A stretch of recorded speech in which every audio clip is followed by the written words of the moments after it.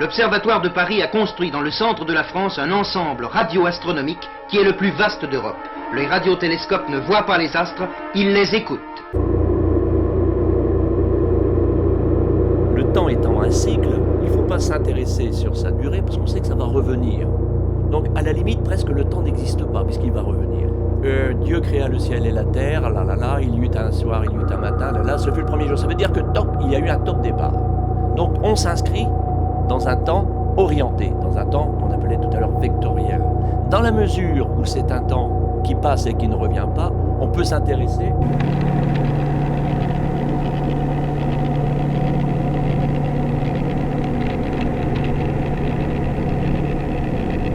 La vie, dans une certaine mesure, est comparable à un flux matériel. Cette situation peut être formée d'une suite de nombres, elle peut être formée d'un ensemble de figures, elle peut être formée d'une proposition.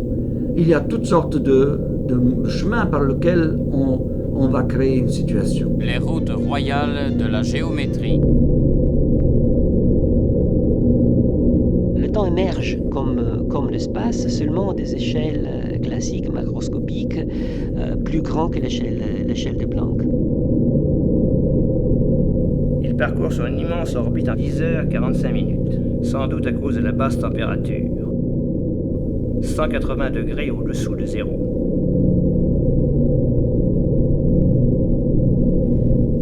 Cet axe est presque parallèle au plan de l'orbite, ce qui est assez curieux.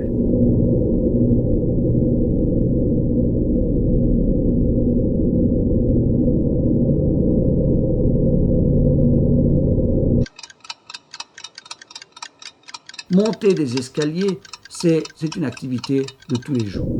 Mais si on la transforme d'activité actuelle en activité virtuelle, on y découvre les possibilités qui, finalement, quand on les formalise, représentent l'ensemble des progressions arithmétiques, disons. Ouvrir de nouvelles portes. Ouvrir des portes.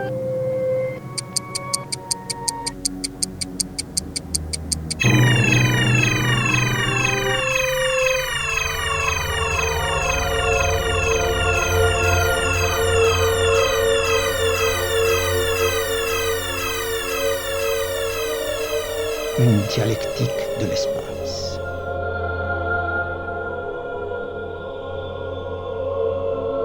Une pratique de l'espace. La dialectique et la pratique de l'espace se correspondent l'une à l'autre, s'éprouvent l'une dans l'autre. Leur ensemble coordonné et porteur d'une certaine connaissance, arbitrée elle-même par une vision de l'étendue spatiale et qu'on nomme habituellement notre vision intuitive de l'espace.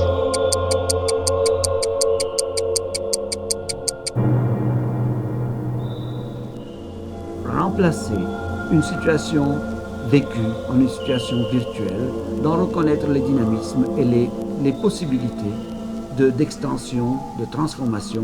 Les significations dans le champ de l'espace réel, les mouvements, les déplacements et les formes. L'ensemble des gestes et des mouvements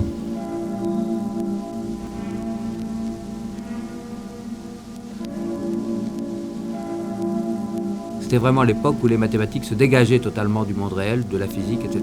et devenaient une étude purement abstraite, purement logique. Mais dites-moi, c'est avec la méthode expérimentale qu'on a fait les plus grandes choses. Pas d'incertitude sur ce point. Et ne comptez pas faire des histoires pendant une heure. Est-ce que vous pourriez me donner, sans réfléchir, à quelques kilomètres près la distance du Caire au milieu d'une explosion dans un hôtel? On a besoin de la distance Terre-Lune et de la période de la Lune. Moi je veux bien, après tout pourquoi pas. Que 15 secondes. Vous allez voir maintenant comment les choses se passent. Le nombre des situations auxquelles nous pouvons avoir à faire face se multiplie beaucoup plus vite que la vitesse à laquelle nous maîtriserons la loi des grands nombres pour les problèmes. Aujourd'hui, sur le nord et le nord-est, le temps restera assez beau, avec des vents modérés du secteur est et des températures du même ordre que celles d'hier.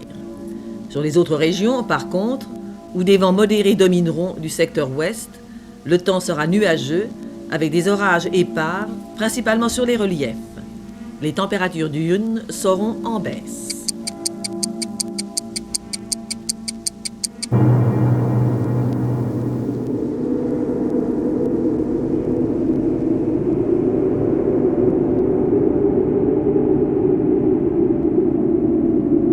Il est impossible de discuter encore de la question s'il y a des couleurs dans l'obscurité, ni si elles sont des qualités des objets que nous voyons, ni même peut-être si la lumière est un corps. Car puisque les couleurs sont les qualités de la lumière, les rayons constituant leur sujet entier et immédiat, comment pourrions-nous penser que ces rayons soient aussi des qualités, à moins de dire qu'une qualité est le sujet d'une autre et puisse lui servir de support, ce qui reviendrait à l'appeler une substance. On a besoin de la distance Terre-Lune et de la période de la Lune. Alors la période de la Lune, bon, c'est bien connu. La distance Terre-Lune, c'est très connu, il n'y avait pas d'incertitude à l'époque. On savait que c'était aux environs de 60 rayons terrestres. Kepler avait déjà pris 59,5 rayons terrestres comme distance de la Terre à la Lune, trois quarts de siècle plus tôt. Donc, il n'y avait pas d'incertitude sur ce point-là. Lorsque l'étude statistique nous conduit à un résultat, il faut l'accepter. L'esprit humain se cabre.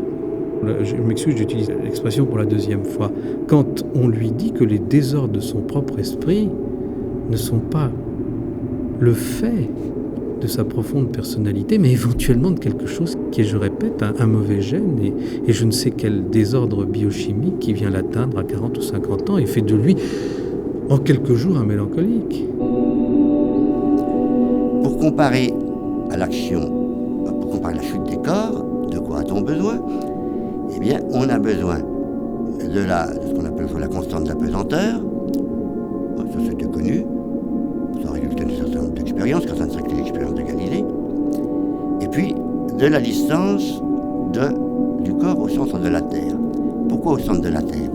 Eh bien, parce qu'on a bien l'impression que dans cette action de pesanteur, si on veut considérer que c'est une attraction, il faut rassembler toute la masse de la Terre au centre.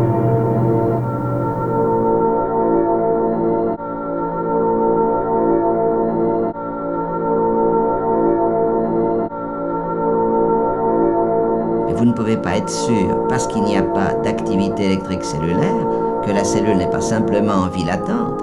Il est bien évident, mais là le contexte vous expliquerait que c'est différent, qu'un sujet qui serait maintenu en hibernation profonde n'a absolument aucun fonctionnement cérébral. Un peu de colle, laissez sécher. Et il n'en serait pas moins capable de repartir. Les signes de la mort ne sont finalement que relatifs, n'est-ce pas ? Puisque de toute façon... Autrefois, les problèmes de physiologie de la conscience, de niveau de la conscience étaient extrêmement simples. Il y avait les différents degrés du sommeil et il y avait d'autre part l'état éveillé. Eh bien, on se rend compte aujourd'hui que ceci est faux et ce qui nous ouvre à l'idée d'états de conscience différents, c'est par exemple toute cette nouvelle physiologie du rêve. Les physiologistes qui autrefois n'avaient rien à dire du rêve et qui maintenant peuvent objectivement savoir quand un animal supérieur ou un homme dort, eh bien se rendre compte que le rêve, c'est en quelque sorte le continent inconnu, qu'il n'y a pas deux états mais trois, l'état vigile, l'état de rêve et l'état de sommeil profond. Attention, plus qu'une question. Ce fait que de plus en plus se répandent, par exemple, scientifiquement et médicalement, les méthodes de training autogène de relaxation, eh bien tout ceci nous ouvre à une étude des états de conscience et au fond nous rapproche de cette notion que nous donnait justement les nuages. Ça passe, les nuages. Ça passe, les nuages. Ça passe, les nuages. L'une tournée justement vers l'ouverture au monde extérieur, l'une au contraire tournée vers l'intériorité. Au fond, c'est plutôt ça. Et ça, j'ai l'impression que c'est quelque chose qui est très difficile et que peut-être...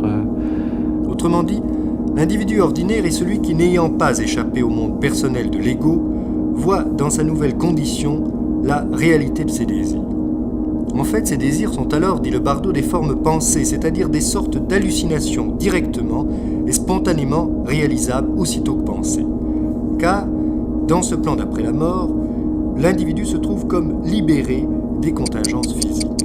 L'être s'y déploie sans entrave, doué d'esprit. J'ai lu un article dans une revue de médecine sur le nombre d'or. Peut-être faut-il rappeler à nos auditeurs que le nombre d'or, en effet, est à la fois un nombre rencontré par les mathématiciens, c'est un nombre voisin de racine carrée de 5, et en même temps des esthéticiens le rencontrent volontiers, soit en peinture, dans des proportions entre différentes parties de l'interaction de soit même un point que je considère comme lieu dans l'espace d'une propriété évolutive, disons, il est le symbole d'une cellule, il est le symbole d'un être, etc., et qui doit se développer dans un espace qui est le symbole d'une géographie, d'une ambiance très bien définie. Donc je mets en interaction ces deux éléments simples.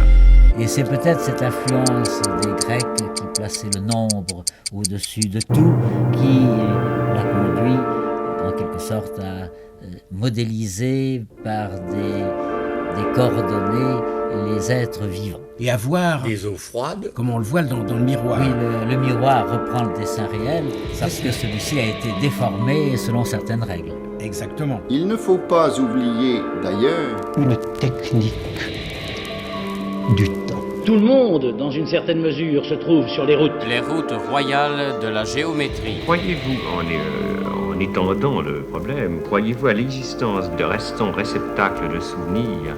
Mon inquiétude de la vérité me pousse naturellement au scepticisme. Les 3 portes de sortie restantes sont les suivantes. Il y a dans toutes les foires des gentilles petites maisons où on met une pièce dans une fente et on vous envoie un horoscope. Vous croyez à l'influence des astres sur le caractère? C'est une histoire de passage cloté, peut-être. Très prosaïque. Ouais. Et en ce qui concerne l'astrologie? L'astrologie et l'astronomie se confondent comme la chimie et la chimie. Il y a un certain nombre de planètes qui sont exclues du bénéfice de leur action sur l'humanité. Ce sont celles qui ont été découvertes un peu trop tard.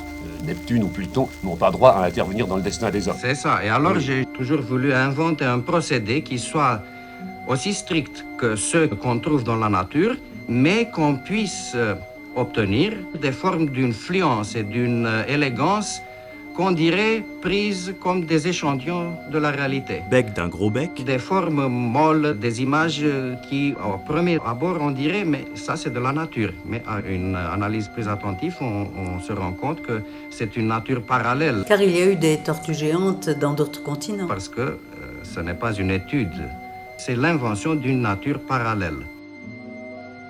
Autosuggestion et suggestion. L'intervention de la perspective conduisait à voir en des droites parallèles un cas particulier de droite concurrente.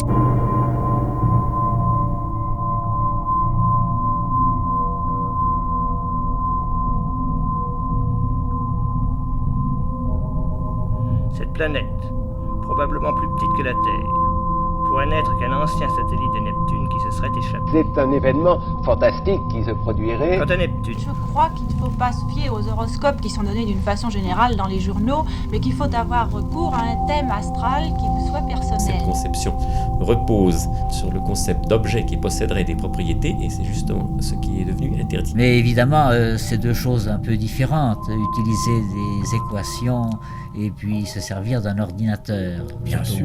J'ai relevé le rôle important que vous avez donné aux formes tourbillonnaires.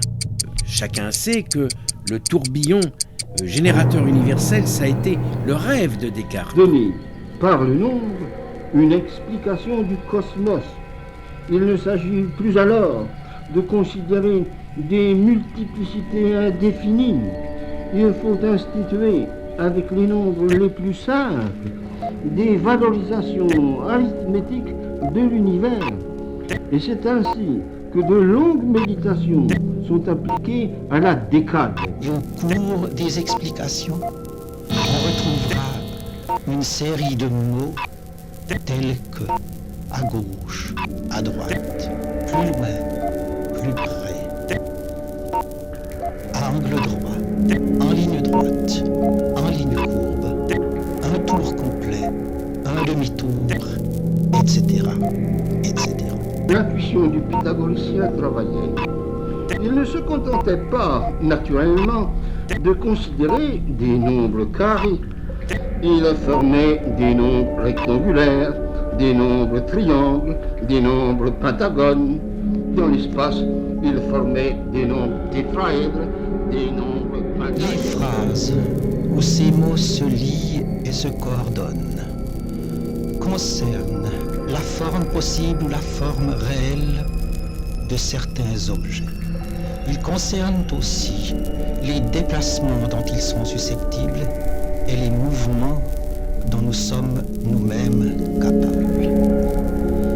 En tant qu'édifice verbal, en tant que système verbal, ces phrases peuvent être appelées une dialectique de l'espace.